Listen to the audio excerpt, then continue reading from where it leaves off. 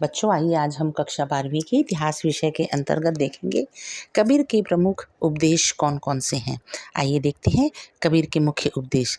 14वीं-15वीं शताब्दी में उभरने वाले संत कवियों में कबीर दास सबसे प्रमुख थे। कबीर की बानी 3 विशिष्ट किंतु परस्पर व्याप्त परिपाटियों में संकलित है। कबीर बीजक, कबीर ग्रंथावली तथा आदि ग्रंथ साहिब।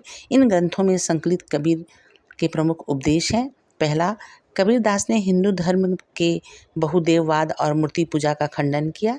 दूसरा, उन्होंने इस्लामी दर्शन के एकेश्वरवाद और मूर्ति भजन का समर्थन किया। तीसरा, उन्होंने परम सत्य को वर्णित करने के लिए अनेक परिपाटियों का सहारा लिया। चौथा, इस्लामी दर्शन की भांति कबीर ने सत्य को अल्लाह, खुदा, हजरत और पीर संबोधित किया। पांचवा, कबीर दास वेदांत दर्शन से भी प्रभावित थे और उन्होंने सत्य को अलख, अदृश्य, निराकार, ब्रह्मन और आत्मन कहकर भी संबोधित किया। छठवां, कबीर दास के अनुसार भक्ति के माध्यम से मोक्ष अर्थात मुक्ति प्रदान हो सकती है। सातवां, कबीर दास ने रूढ़िवादी परंपराओं और जातिगत भेदभावों का विरोध किया। आठवां, कबीर दास के विचार विविध और विरोधाभास पदों में व्यंजित होते हैं।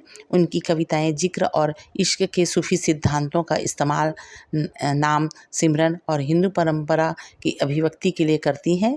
नौवां, कबीर कुछ शब्द पदों का इस्तेमाल करते हैं जैसे शब्द और शून्य। यह अभिव्यंजना योगी परंपरा से ली गई है। आइए देखते हैं कबीर के उपदेशों का संप्रेषण। कबीर दास की रचनाएं अनेक भाषाओं और बोलियों में मिलती हैं। इनमें से कुछ निर्गुण कवियों की खास बोली संत भाषा में है। कबीर दास ने अपने विचारों की अभिव्यक्ति के लिए अनेक परिपाटियों का उपयोग किया। कभी कभी उन्होंने बीज लेखन की भाषा का भी प्रयोग किया। उनकी मृत्यु के बाद उनके अनुयायियों द्वारा उनके विचारों को अलग अलग ग्रंथों में संकलित किया और उनका संप्रेषण किया। धन्यवाद बच्चों।